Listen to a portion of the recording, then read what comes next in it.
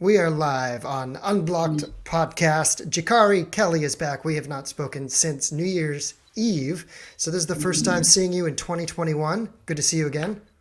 Hello. We're back. A lot has happened since we last spoke. Yeah. A lot. Last time that we spoke, we were on with Jacarri Kelley, is of course the chapter founder of Black Lives Matter Northern Utah. And last time we spoke was with Thad, who is a member of the Proud Boys. Now, in that conversation, we got kind of the indication that from the right wing that things were uneasy, shall we say. And this was 1 week before the Capitol. There was a sense that we were getting. Now, Thad is no longer with the Proud Boys. Because he had that conversation with us, he says that he was kicked out of the Proud Boys. And again, that was New Year's Eve when we all talked. A week later is the storming of the Capitol. And of course, we know that a few Proud Boys were involved with that. How has the activist changed since January 6th? What were your impressions? Were you just looking at social media and found out what was going on? Or how did you react to all of that? I kind of I heard that they were going to do something like that.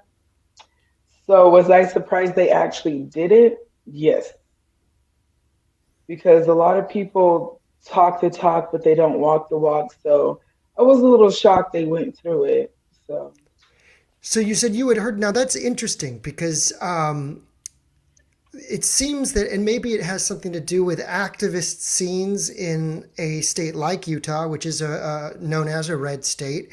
Is the ear a little? Do you get crosstalk a little more where the left realizes what the right is up to, or vice versa? Do you think? yes, of course. That's like we all have little, what do you say, plugs in each other's scene, it seems like. So, like, yeah, somebody from their side would be like, yeah, they're planning something. And, when stuff is being planned on our side, there's little moles in every organization. So you would definitely get information that just happens to be true. So it wasn't a surprise, but it was a shocker. I'll say. I mean, I was there. I was there on January the 6th. I arrived a little late myself because we were expecting everything, we meaning we reporters, independent reporters, were expecting everything to go down at night, which is what had happened in Washington, D.C. the previous two times the right and Right. the left clashed. So when I got to the Capitol, it was already the 2 p.m. hour, and it was already well activated, and there were tens of thousands of people there, and there had already been a breach up front, and I was already seeing video coming in on social of that. It's interesting because somebody who was ahead of me, who I interviewed and talked to, was this young man, John Sullivan, who is from your area. He's from the Utah area, and I see you react to the name without hiding a noticeable reaction. Is that because the young man is well known in the scene, as it seems that everybody knows who everybody is in this northern Utah activist scene? Yeah, and definitely well, everybody knows who he is from Provo to Logan because he's kind of ruffled a couple feathers, to say the least, on both sides. So, Okay, yeah. we'll I leave don't it know at if you want to talk about that separately because there's we a could whole lot of tea. we could deal with that a little later, but let's get into Black Lives Matter and one of the issues that we talked about in our last conversation is that Black Lives Matter Global seems to be more of a political action committee where we're kind of parsing and trying to let people know that when you have a local chapter, there are so many local chapters that aren't necessarily under the official umbrella of Black Lives Matter. How has that changed? Because I think when we spoke last, Black Lives Matter DC had even issued a sort of challenge to Black Lives Matter Global that the frontline groups weren't getting any sort of part of the funding, and Black Lives Matter Washington D.C. seems to be one of the few that are a little bit more networked in with Black Lives Matter Global. How is that all working out when you run a Black Lives Matter chapter? What kind of how hard is it to get some sort of contact, recognition, or communication between chapters or between Global itself? So 4 years ago, when I first started doing Black Lives Matter as a chapter or just as an organization, being involved with it, we reached out to the national network of Black Lives Matter and we tried to sign it. There was some stipulations that you had to have your own 501c3. You have to be active in the community and all this stuff, and we fit the criteria. But it was like right after that man in Australia got all that money from Black Lives Matter. Oh, Like I think I don't know about this story. Is this a well-known story? yeah, if you Google like Black Okay. Lives Matter Australia, they were making a huge profit off the movement. Oh, wow. Okay. Yeah, so then I think that's when the movement started, like as an organization, like, hey, no, these are our official chapters. I think there was like 13, Okay. maybe 15, but they send us an email back saying, we're not accepting applicants at this time. It was like a very generic email that all of us got back in the same exact verbiage. Like, thank you for your interest, but we're not accepting any chapters at the time. And that's the last time I ever heard from that organization.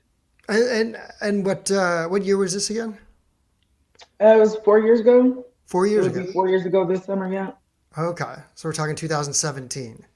That Yes, would yes, yes. that would have been the first year of the Trump presidency, just to put it into context.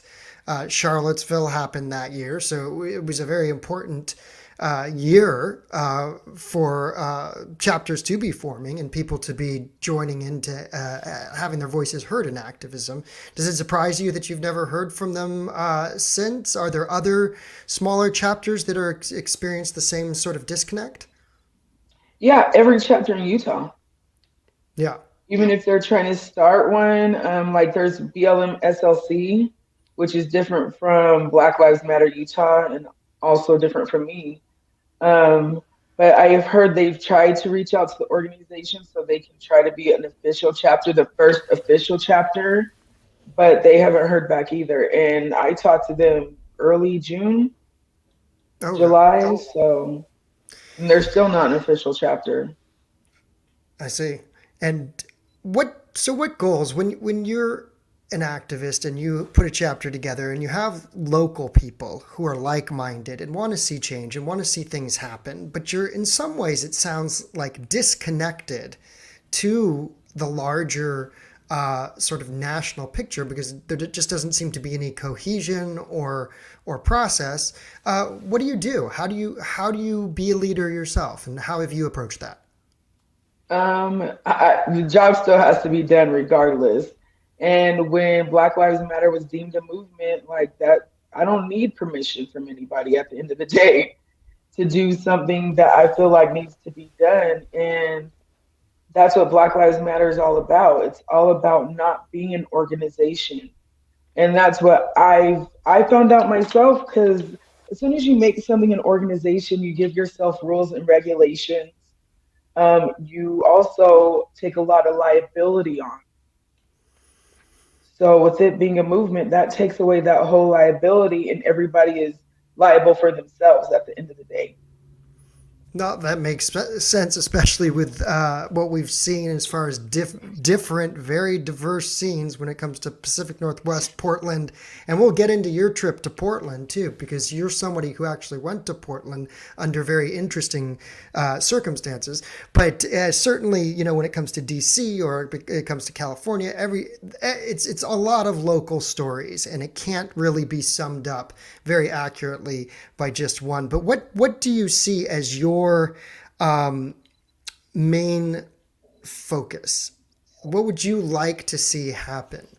For example, I know that there was a new article that I think it was Evansville, Illinois, if I have that right, where the city itself decided to make reparation measures by allowing property, assistance with mortgage payments and or rehabilitation of certain properties, which I thought was interesting.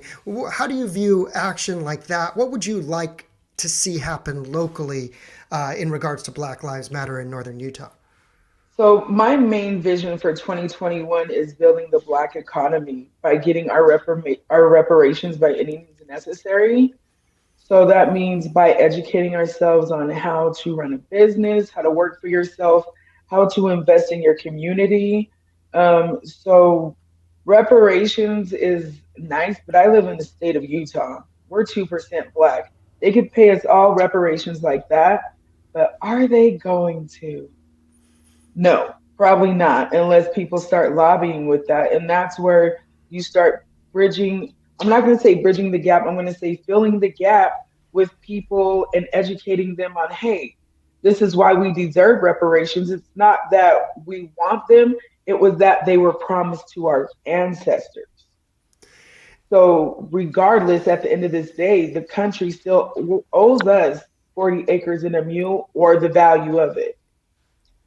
And if you're in a state, as you characterize as a red state, where is that argument? How do you feel that argument is heard? What is the practicalities behind that? Honestly, I had this conversation with a table full of Proud Boys. And what they were saying was, wouldn't you think reparations would be better if we quit giving the money to the large organizations that don't funnel that back to their community?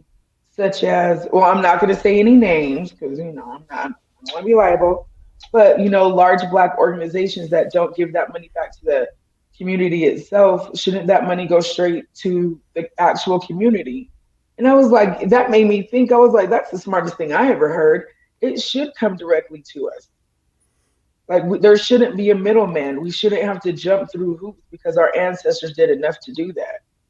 So just because you give it to a so-called Black organization doesn't mean they're going to do the right thing with it. They will let it sit there and collect interest and get paid off that. We're not stupid in 2021.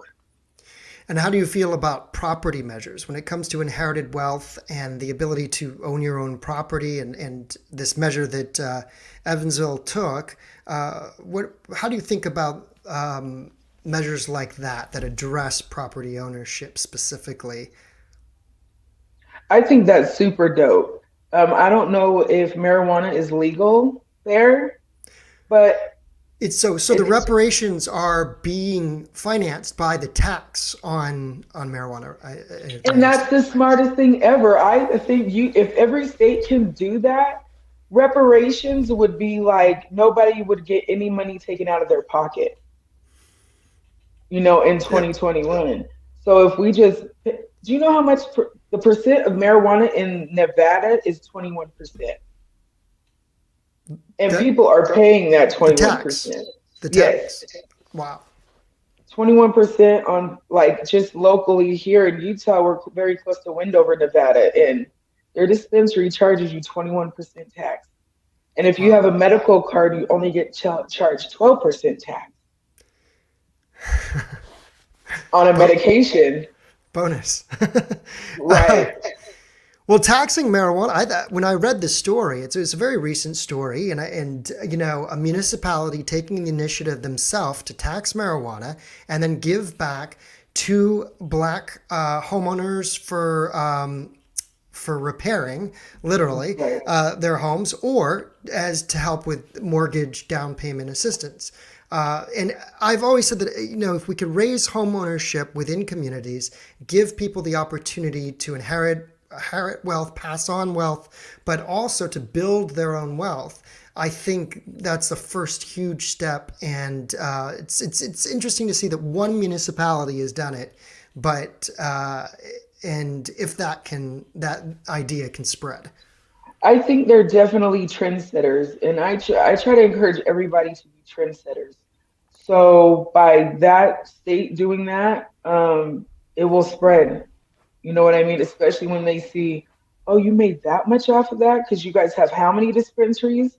Like in the state of Utah, there's only 3 dispensaries and they're always out. They're always out. Huh? Always out. Like, I Supply don't and know. demand. Supply and demand. Right. You know. And that's legally. Okay. Right. So open that up recreationally to the state of Utah and also tax whatever you're taxing, but let people buy their own, make their own dispensaries, privatize dispensaries, just like you privatize your little alcohol stores in the state of Utah.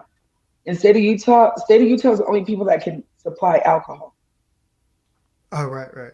Yeah. Yeah, in other states, you could go to Walmart, you could go to, the Winn Dixie, but in Utah, you cannot. You have to go to the state liquor store. So they're Right. monopolizing off of everything. So let's stop monopolizing because we know who the state is owned by, open it up to everybody, and, share the wealth. Well, I mean, that makes a lot of sense, especially, in terms of, I would say, sales of, I mean, uh, marijuana sales and all these new markets and so forth. So it'll be interesting to see how that goes. But one interesting observation I had, we had a discussion with Thad, who used to be part of the Proud Boys on New Year's Eve. You have spoken with Proud Boys before.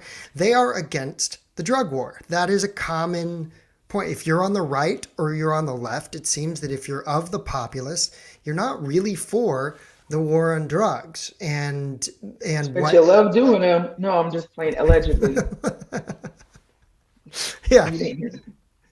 right. Allegedly. Well, yeah, allegedly. Who knows? But from what we hear, I'll tell you one thing. When I was in Tulsa, Oklahoma, I was there on June 20th, which was the day that President Trump was giving his speech, and I was covering all of that hoopla. There was a big counter protest, a big Black Lives Matter protest with a giant Trump puppet. It had a paper mache Trump, and they came through, and there was yelling, and there was your usual FUs. But we had a break in the action when one guy with the boombox started playing Bob Marley, "Is This Love?" And he started dancing and he was feeling it. And a couple of the Proud Boys were like, yeah. And one guy from the MAGA side and this guy with his Rasta tam and everything, they lit up together and it just completely diffused. They were listening to Bob Marley and everything was fine. That's what America doesn't want. They just don't want people to talk about love and smoke some weed because we would all get along at the end of the day. We would get along a lot better. I think Yes, yes. there might We be little, could yeah. we could disagree with a smile on our faces. It's okay. Exactly, exactly. And it just didn't seem possible this last year for certain reasons and people being driven to, points of extremism, as it were. And, Thad, who was considered a moderate for the Proud Boys, was booted out. It seems like the more militant voices had their way, and next thing we know, hey, it might have been a good thing for him. He ended up not being there for the Capitol, so. Oh, he was there. Well, he didn't go to the actual Oh, yeah. Capitol that on the day. He Right. was in Washington D.C., but he didn't go to the Right. to He the was trying Capitol. to stop it at the end of the day. He did go out there to try to stop the madness because, Oh, really? first of all, how are like a handful in reality, right? It's like a drop in the bucket full of people going to stop America. Like, how far did they really think they were going to go? Oh, I see what you're saying. Yeah, You know what I like mean? So they're just putting themselves in danger, like, but luckily they were dumb enough to do it, and half of them are in prison. well, they do it to be heard, don't they? Isn't the riot a voice of people who want to say something to some extent? I mean, Well, the protest is the voice of the unheard. Riots are the voice of the people that just no longer give a damn. That's an interesting take on You it. have to, you know, the consequences and repercussions when you do something like that. You can't cry wolf. Like, you're ready and willing to take whatever consequences you get if you want to riot. So, you know, if people are willing to take that risk, but do it for yourself. Don't do it in the names of other people.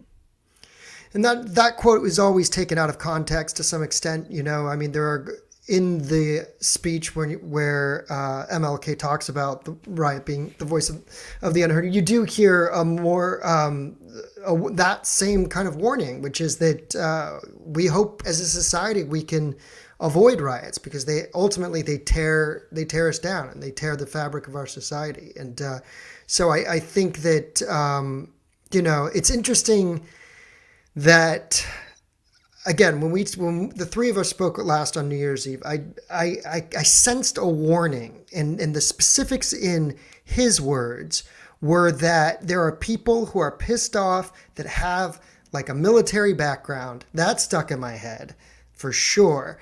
And sure enough, you find out that a high percentage of those who were arrested did have a military background. Oh So, yes, I know firsthand, yeah. military and law enforcement backgrounds. Some, yeah, yeah, and then you had tens of thousands of people who weren't affiliated with any group whatsoever. So there's you know there's interesting kind of dynamics in that. How has the right been in your local scene since then? Have they made any appearances? Do they show up? Did you guys do anything? As far as I know, there was the anniversary of Breonna Taylor's death. And were they around, or did they are they kind of lying low right now? So January 21st was the election day, right? Or the day, The inauguration was the January the 20th. inauguration. Yeah, January the 20th. Yeah. So we really haven't heard too much after they officially called the presidency and said Biden was going to be president. That's the last time I've seen him. I heard they did have a little Second Amendment party up there, like don't take our guns like the other day, but that's just toxic masculinity and Well, all kinds of other stuff. well, you've been around it a little. You went so far as to engage and have these conversations with folks that I think that a lot of people who are in the leftist activist movement would not have. That you Right, went as far as even speaking to, you know, the Proud Boys and going to Portland to see what they were about. What made you right. say? What made you say, "Hey, I want to find out what this is"? Actually, for me, it was more of a calling from God. Like, something told me, like, you need to find out more. Keep going, because you're gonna find out some major information that probably could save a lot of people. Hmm. So, like, I was not happy about going to Portland. Like, when he asked me, I was kind of shocked. I was like, have you lost your damn mind? Like, no, I don't want to go to Portland. And then I thought about it and I thought about it. I was like, you know what? If they're saying that they're not prejudiced, they're not this, how am I gonna know for sure? Actions mean more than words. So I was like, fine. Like, I asked my mom, like, we prayed about it as a family for like 4 days before I even made the decision. Hmm. And it was very emotional, it was very spiritual. I did meditate a lot. And I had no choice but to go. And for me, it was a life changing experience that nobody could take away from me. I was, of course, I was scared. I'm a Black woman going with all males in the middle of the night to Portland. I'm a single mom, and I also take care of my mother. So it was the hardest decision I've had to make in my life. And the way people treated me after this trip, it showed me a lot of stuff that I needed to see. So I am very grateful for the experience at the end of the day. But I still went. I had to have faith in God, and I wasn't scared. Like they we met up. I didn't let them know where I lived. We met up, and as soon as we got in the car, I was like, okay, let's go. I don't have nothing to be worried about because I know for a fact Seth wouldn't have let anything happen to me. And Thaddeus, if it came down to it, he wouldn't let. He's slow. I'm not gonna lie. His reaction time is a little slow, but as long as Seth gave me his word and my mother his word, I knew I was gonna be fine. And what did you learn in going? I learned that there is 2 or 3 different types of groups on that side. There is the reasonable group that can sit there and have conversations. There is the knowledgeable group that knows what they're talking about and can also have conversations. And then there's 4. And then there's just the people that honestly care less. They're just there to have fun. And then there's this scary kind that think there's going to be a race war, think that it's going to be like Judgment Day, Termination 2. You know what I mean? Like the end of days is here. There's some very dark men on that side. And those are the people I needed to watch out for. I needed to know who they were. And I did. I found out who they were. And they were not your typical Proud. They weren't even. There's some in the Proud Boys, but I did not meet any. And I'm gonna say Proud Boys Salt Lake City because that's who was mainly there. But then there was the Utah Citizens Alarm, which was made up of ex-military, ex-police officers, current police officers. I'm like, did this police officer just try to ask me if I wanted a bag of chips? Like, I know, a police officer. My dad's a police officer. So you know a police officer when you see one. And I was like, yep. So I asked some people, I was like, is he a police officer? Are they police officers? They're like, yeah, there's 3 of them there. Police officers. So what happened is I went to a hotel. They stayed in the middle of nowhere, so nobody knew their location. The next day, I was supposed to go to their protest. But they started getting a lot of threats. So, of course, they try to treat me like a princess. I'm a queen. There's a difference. I can fight my own battles. So they didn't want to tell me their location. So I'm smart. I just Googled it. Where's the Proud Boy demonstration in Washington? And I drove there. And I noticed there was a police officers kind of guarding the entrance of their parking lot. Oh, sorry, you said what? You mean Portland, right? Yeah, in Portland, in Vanport, actually. Oh, really? This is so. This isn't September 26th. This is before that. No, this is Okay. Okay. This is the Delta Park. This is the protest yeah. that they had where they had a big national meeting where a bunch of chapters got together. And this was also a couple weeks after there was a shooting of a conservative named Jay Danielson. He was shot and killed by Michael Reinl in And Portland. he was a Proud Boy. Right? And he or he was like a Proud Boy affiliate or Patriot Prayer supporter or something. And so this big group came in to Portland to make a statement. And so you were there to see it, much like I was. I was there as well. I was recording and so forth. So you're saying that you go on your own then. You show up by yourself? By myself. Okay, because they were very accommodating at first, but then they all kind of just like they got a little nervous. They did for my safety. We don't want you to be here because something could go down because we've been getting threats all day. And I'm like, I'm black. I rode up here with a group of white men with 1,000 guns. Do you really think a park is going to scare me? So that's when I pulled up to the park in Vanport. They changed their location at the last minute to that Vanport area, Right. which The Delta Park, I think it was called. Delta Park, yes. Yeah. They changed it to Delta Park, which was a whole nother controversy in its own. But I seen the police officers. I was like, well, I ain't gonna park there. You know, I don't get along with police, or they harass me, or you never know. Yeah. So I keep driving down the street and I start seeing a lot of people dressed in black, but they were skinny. And I'm not gonna lie, but Proud Boys were gear, like, so they all look thick.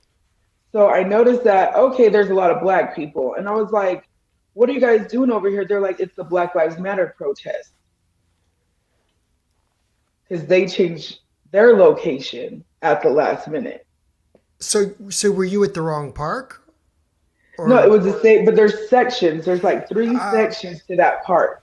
Okay. So this was the counter protest. They had showed up in a group to the same park that the Proud Boys were at.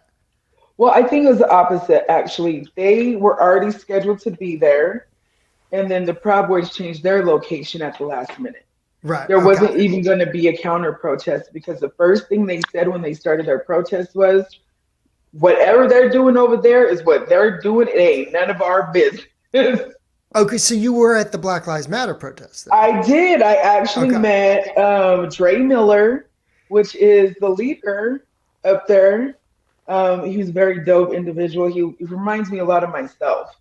The way he did his rally was very educational. It was very knowledgeable. Like, it was just super dope seeing. They had a band there. They had drummers. They had all kinds of stuff. I was like, I'm going to do this in Utah. So he inspired me, definitely.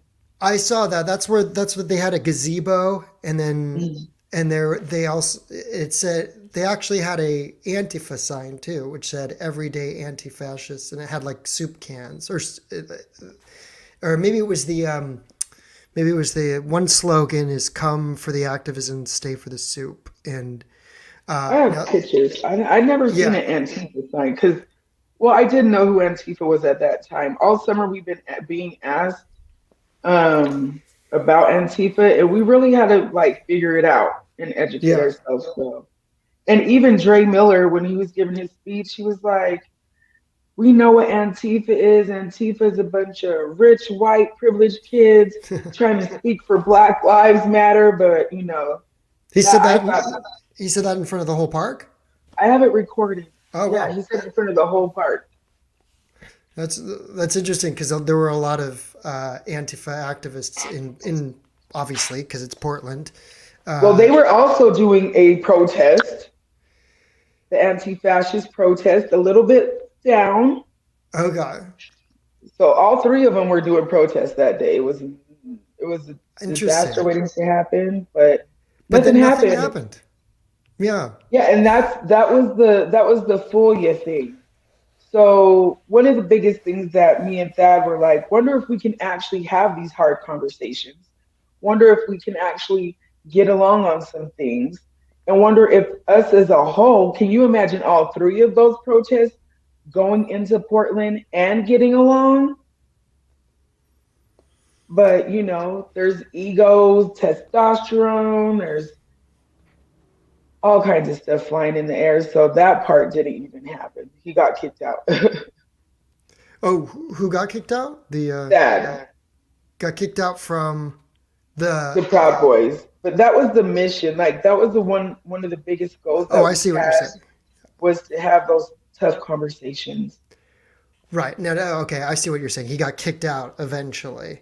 Right. From the group. Yeah. Now, in the park that day, September the 26th, there were some clashes. We just both agreed at the same time that nothing big happened that day. The left wing had their protests, and then you had people that were from the right who were at this other thing. But you did have a couple of, I guess you call them like Antifa aligned video journalists, solo journalists that were coming. Oh, yeah. And they would make sort of a big thing, and then the people would mob them a little and be like, fuck Antifa, and they would push them out. And that was kind of like a regular happening.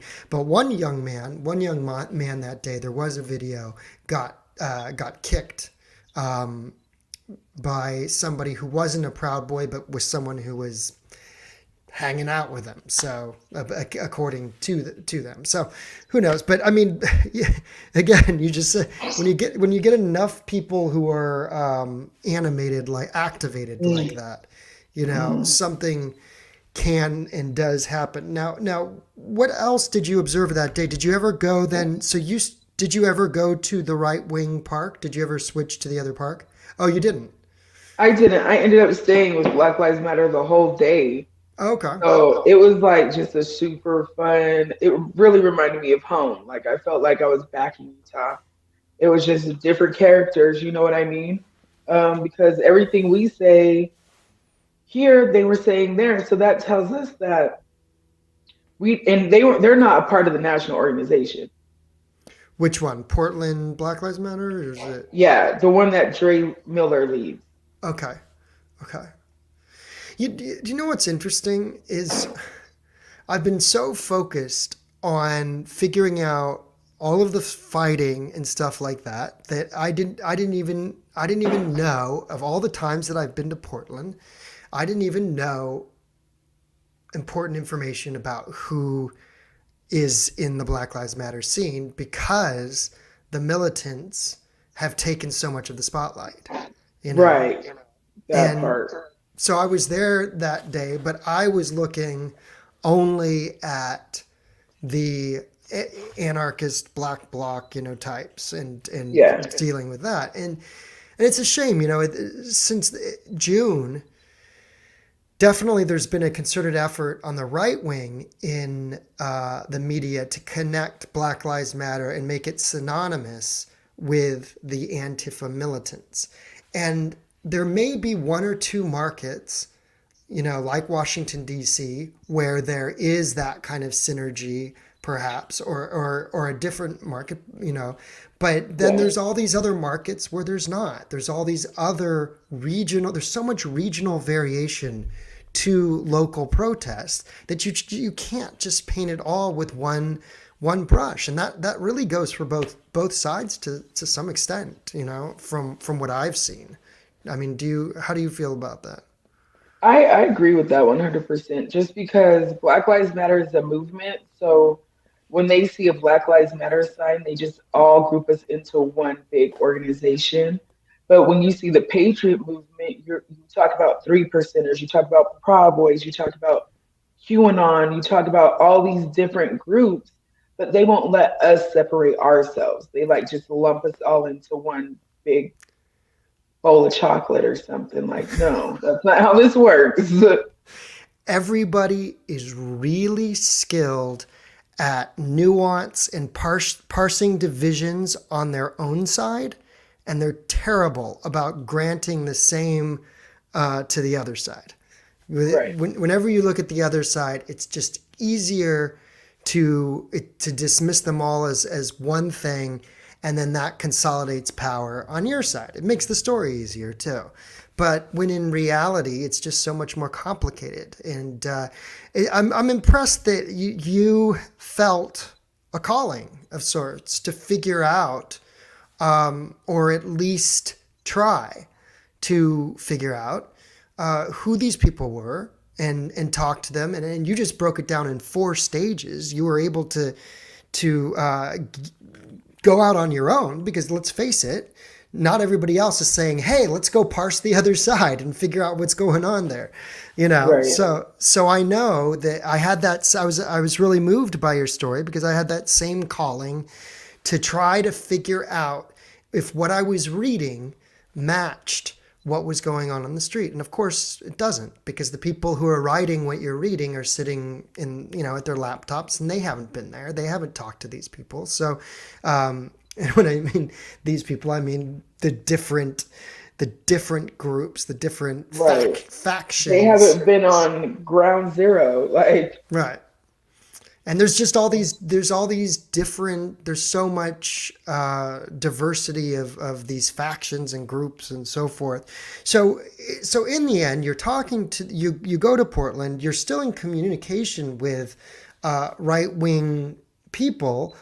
And are you able to make any headway? What did you learn as far as Who agreed with you, and what might have been possible then, and what do you think is possible now?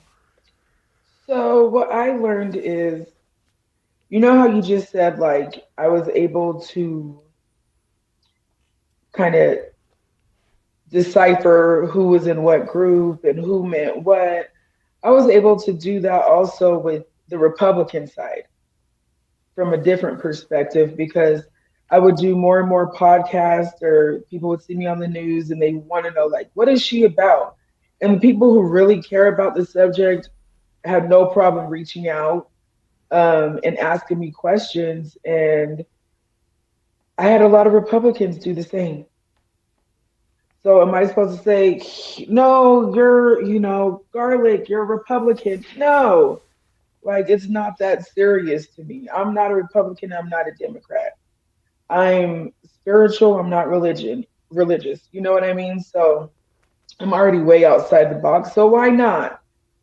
And plus, I was a nurse for like 16 years in the state of Utah. I know a lot of Republicans.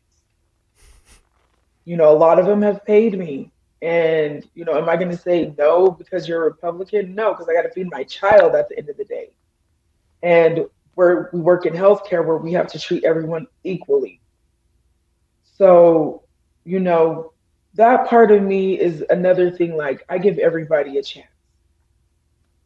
I'm willing to let you show me who you really are as well as me show you who I really am. So I met a lot of people. I've changed a lot of people too on accident. Like here in Utah, you know who John Sullivan is. Well, he has a brother. I call him Megamind, but his name is James Sullivan. He is a Black Republican, and I kind of met him a couple of times.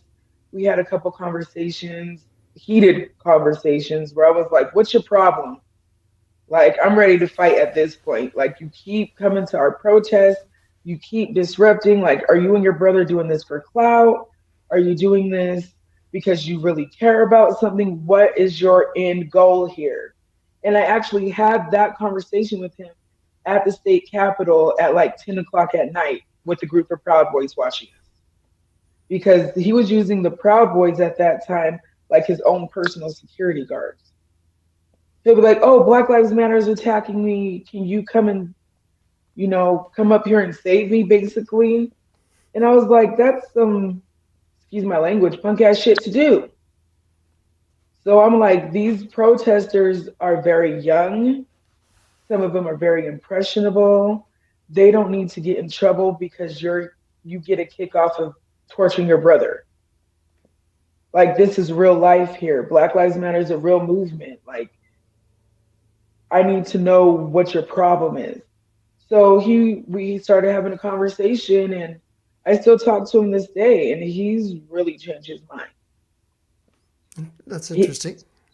yeah, and he still claims to be a Black Republican. But that's how he was raised. He was adopted.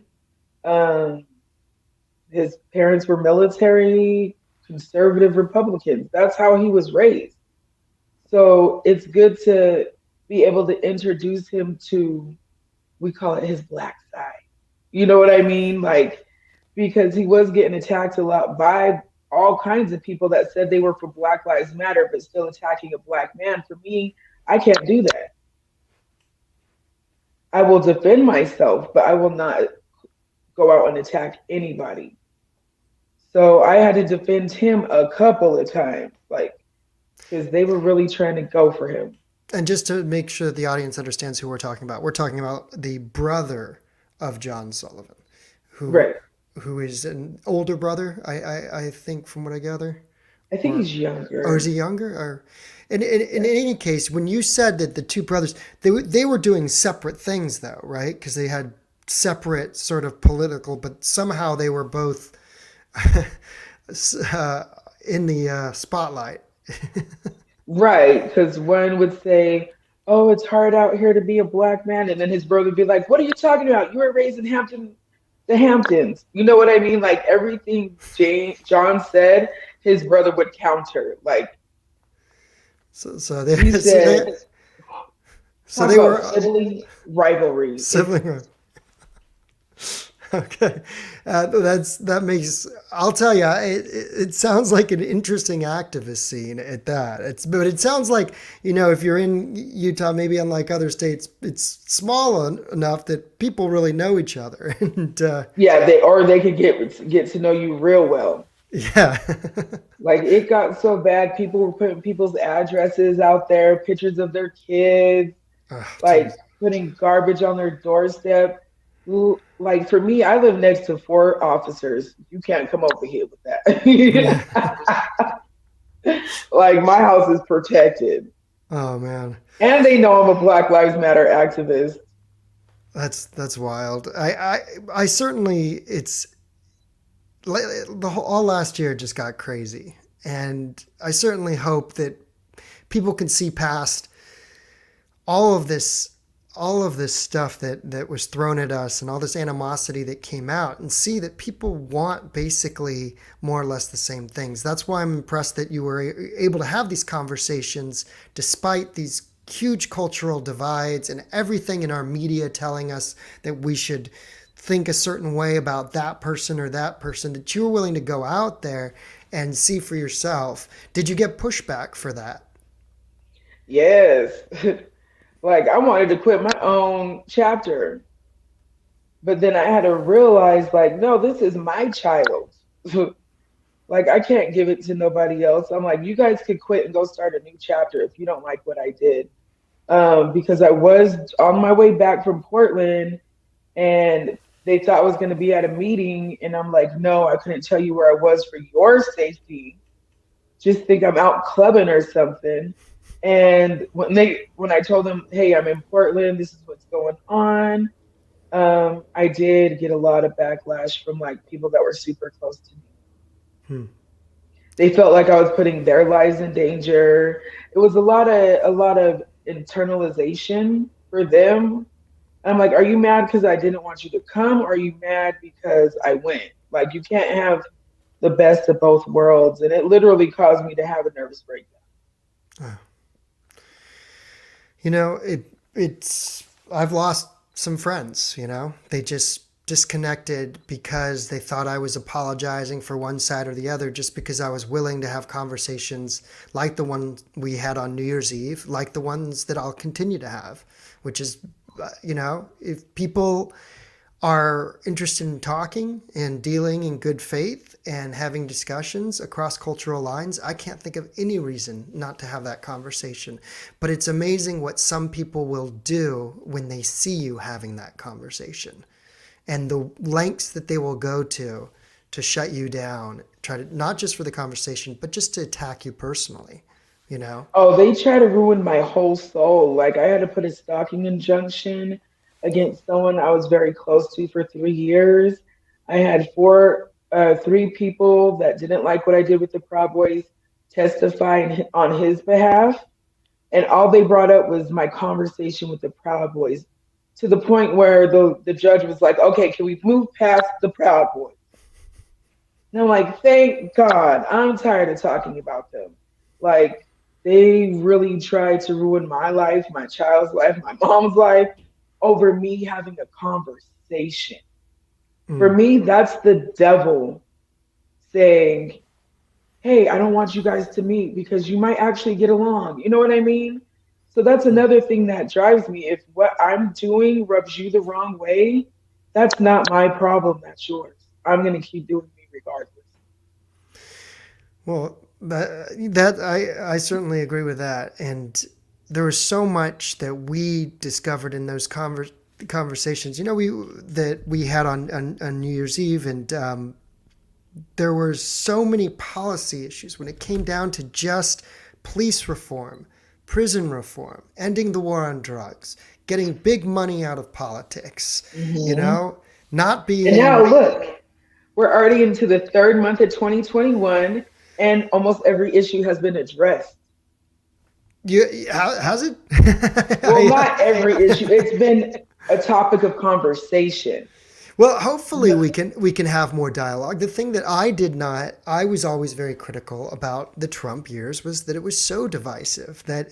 that it was so polarizing that we couldn't move at all. So any freedom from that logjam that we felt over the last 4 years, I think should be celebrated, and we should continue to work in that direction. So I hope these things can get addressed. I was going to say getting big money out of politics and being tied to the two-party duopoly was the other one that we talked about.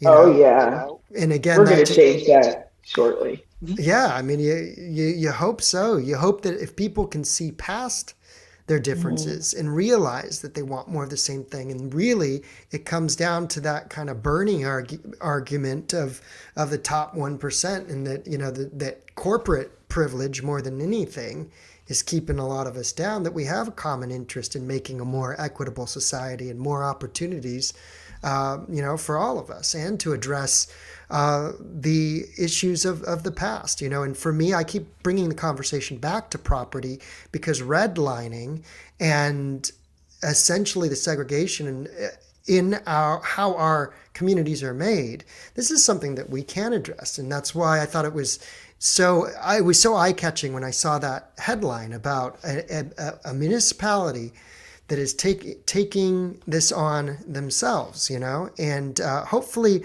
when things start happening, other people notice and they start integrating the things that work, because we need more of what works for the people.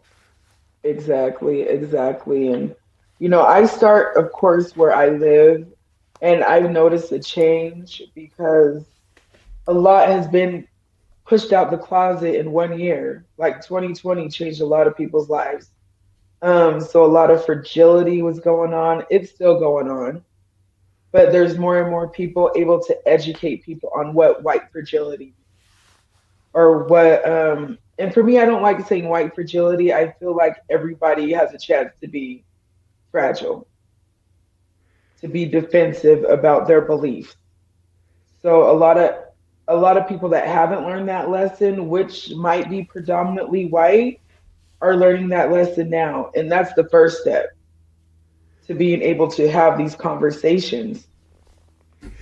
Yeah, you bring up something that I just noticed a reaction in the comments, which is critical race theory, because it's sort of it's been well. I'll let you answer this question, which is, what does Jacarri think of critical race theory? And I have my opinions about it. I always steer the conversation to what I think will be solutions. That's why I brought up, and I had said Evansville earlier. It's Evanston. Evanston, a Chicago suburb, Evanston, Illinois, approved reparations. And this is the Washington Post saying, except it isn't reparations. What it is the taxing of cannabis in order to provide down payment assistance and fixing homes up. So I always steer the conversations to that. But the media is really partial to critical race theory. You mentioned fragility. What is your opinion on how those conversations happen, and if they work or not? I think those conversations always need to happen, and I believe they do work. Um, there's no lose lose situation in a conversation, right? Either you walk away being the same person you were, or you walk away being a better person or someone with more knowledge or empathy. I actually had one of these conversations with some local leaders, and it gives insight. So when I have a first conversation with anybody about any situation, you got to fill them out and see where their head is so you know where you can start. So you're playing offense and not defense because everybody has different levels of fragility and they just aren't capable of looking outside themselves and putting someone else's life on a pedestal and actually learning about it. So critical race theory is something that's good for everybody, not just black people, not just white people. everyone. That's something that should be taught in school. Well, now, so if I'm going to say, hey, if I'm going to take up the role of, I think we're talking about race too much. It's dominating every single conversation, and it's actually dominating schools, and it's making our young kids focus on race too much. If I come at you with that and say, I'm all about, if I say I'm all about history and young people learning history, part of my lineage is Japanese American. My mom was born in an internment camp in World War II. So, a lot of people I grew up with didn't know that even happened in history. So Right. there are gaps. I will acknowledge there are gaps in American history and what needs to be. And what if somebody says, well, okay, I acknowledge that history needs to be taught, but I'm worried about kids over focusing on race all the time. How do you respond or process somebody coming at you from that point of view? My next question to them would be why? Why do you think kids are acting this way when it comes to racial issues? It's because nobody's explaining it to them. Like you get hypersexual teenagers that just want to have sex, but they don't understand it. They don't understand why. So we give them sex education. Well, in some states, Utah's, iffy about that. But we give them education, and the more you get educated about a subject, the more you understand it and the people understand it. So it's not a topic. You know what I mean? Just like, okay, everybody knows how to turn on the light. You get taught once, and then, hey, you're a pro.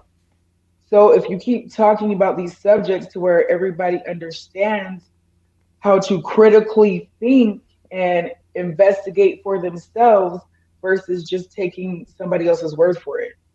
So that's why, for me, critical race theory is definitely, it should be hand in hand with American history.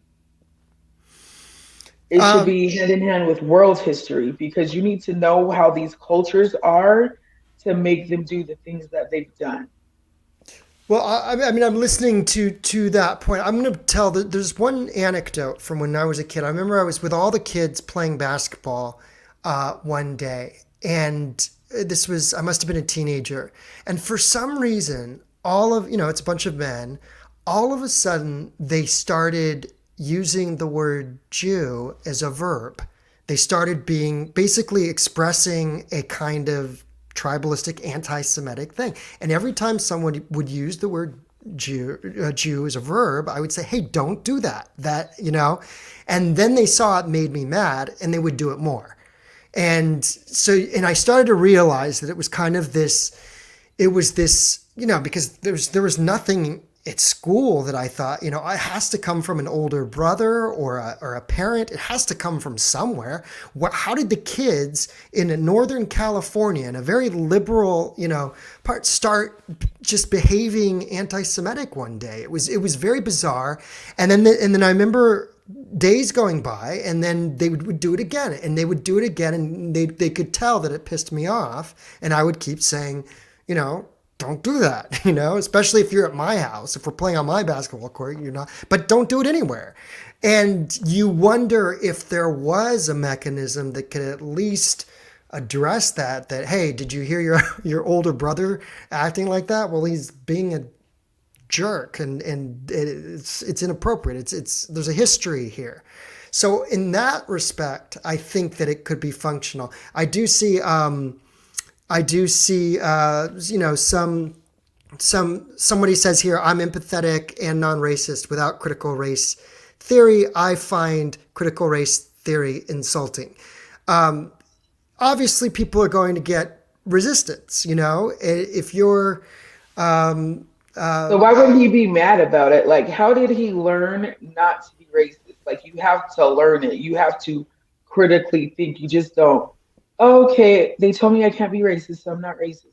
Like, you actually have to educate yourself to know what not to say. So, like, for instance, in your situation, instead of just being like, "Hey, don't say that," be like, "Why do you guys say that?" You know what I mean? So the history of like, quote unquote, you're Jewing me down comes from something.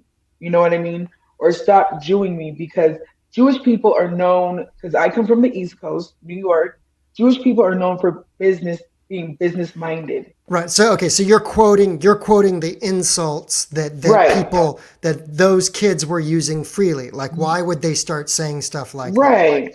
And then once you ask them why, you educate them of where where did it come from? Why do you think it's okay to say it? To this is why it's not okay to say it. You know what I mean? That is critical race theory to Yeah, me. I mean, I think what sort of scares some people or finds some people find so worrisome is we're in a media blitz right now. We are in a full out media blitz all Right. year. And so we're getting critical race theory applied from everything to Dr. Seuss to, I don't know, like it just seems like there's this overwhelming when it's paired with what we okay, I got it with what we see on Twitter, which is the Twitter pylons where people get persecuted and they get sort of run out of town on Twitter, and some people lose their jobs. I think what people are dreading is that critical race theory becomes fanaticized, and we see the same fanaticism that we see on Twitter passed on with schools and teachers. I think that is what might be at play here, because on its surface there's more. If you're talking about conversations and you're talking about learning about our blind spots in American history, then on the Hmm. surface that's great. But the combination of what the Twitter and the Twitter media has become, where people are being shut down and silenced and canceled and stuff, I think that has people in a situation where they feel critical race theory becomes weaponized. No, that is not critical race theory to me. People being canceled, products being canceled, those are racist things being put in their place. You know what I mean? So, like, that has nothing to do with critical race theory at all. Like, canceling, like, who really wants to see a statue of um, a rapist? Like, if you were raped, would you want the statue sitting at your house? No. So, like, you got to call a spade what it is. Do I think the statues, do I think that history needs to be erased? No, but I think it belongs in a place. I think Context. its truth needs to be told. Like, yes, he may have been the president of the first president of the United States, George Washington, but he also had slaves' teeth taken out so he can have pearly whites for a picture. You know what I mean? Like, let's call it is. You got to tell the whole truth. You can't be selective about the truth, because then people aren't able to have their free choice. They're not able to have their free will. You're taking away free will when you're not educating people all the way. What do you think of this statement? This is interesting.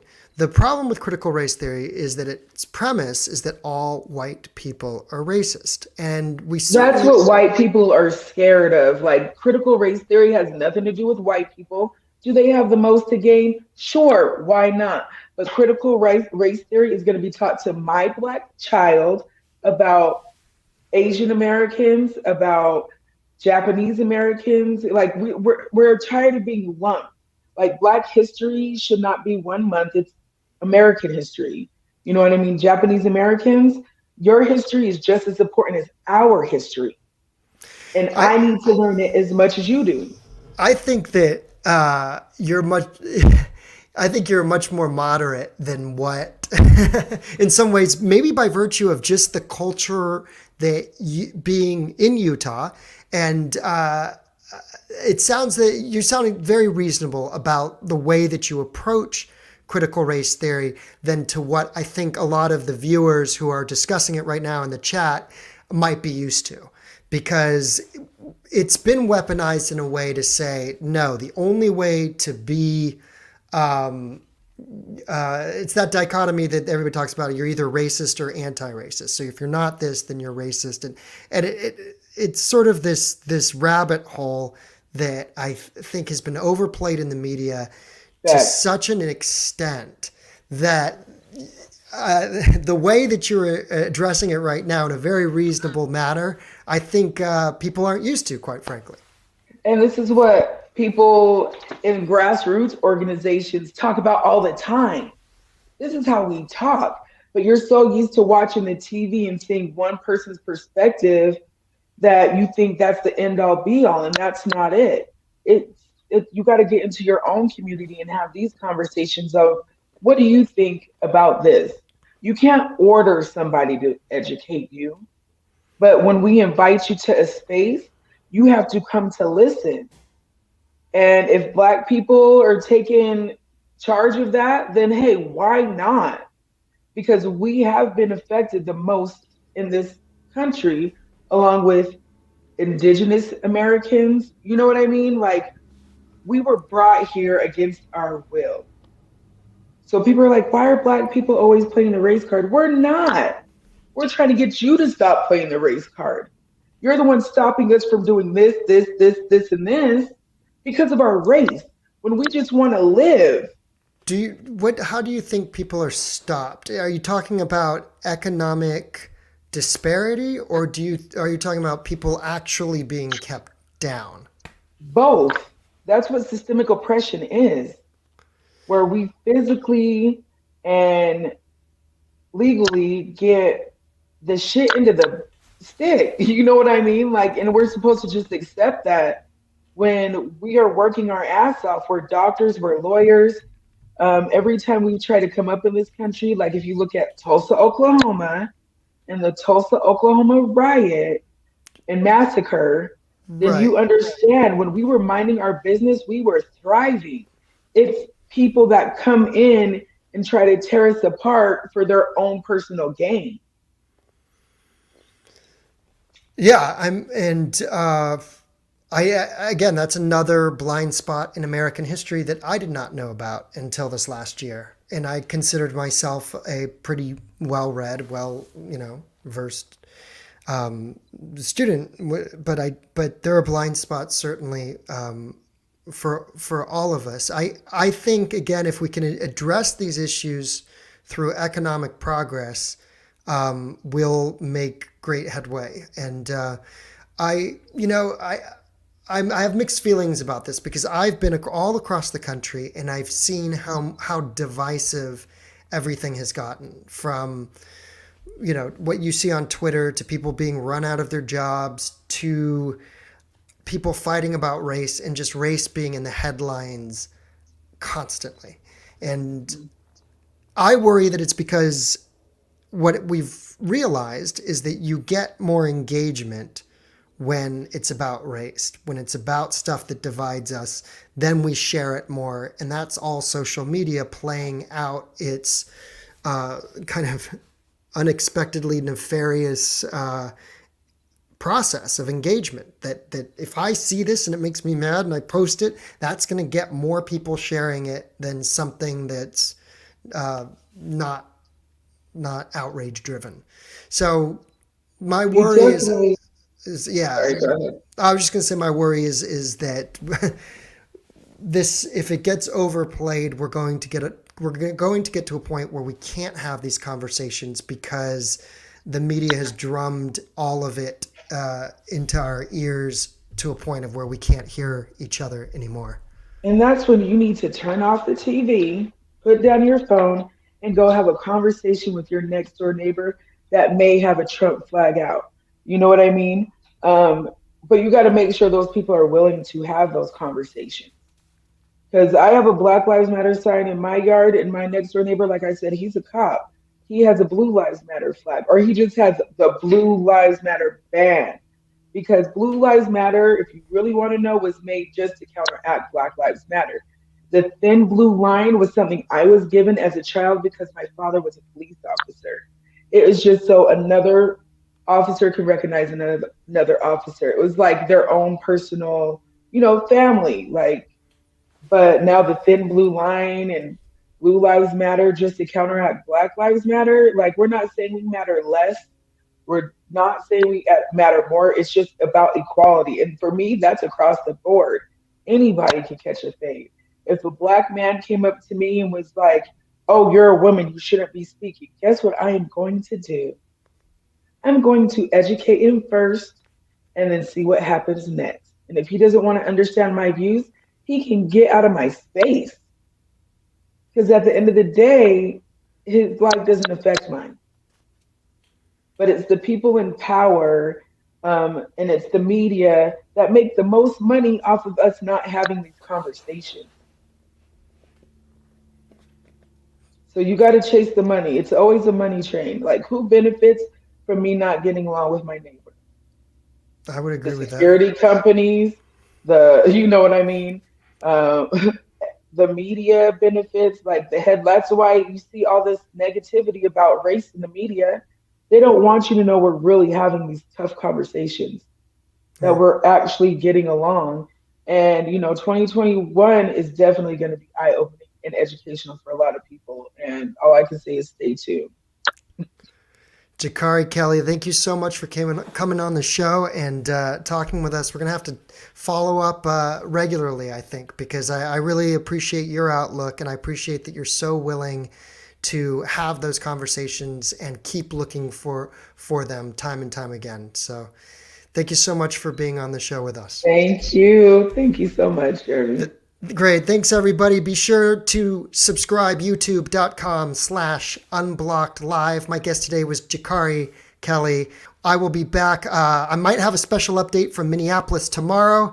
So you guys all just keep subscribing. Jacarri, where can they find out more information about you? Right now, I just have a Facebook page. It's Jacarri, Jacarri Kelley, Kelley. Um, that's where you can find me, or on Black Lives Matter Northern Utah on Instagram or Facebook. Jacarri Kelley, thanks so much. Hey, everybody, tune in tomorrow morning. Actually, I'll have that update from Minneapolis, which is scheduled, and we will see you next time. Bye bye. Bye. Oops, I missed the thing. All right.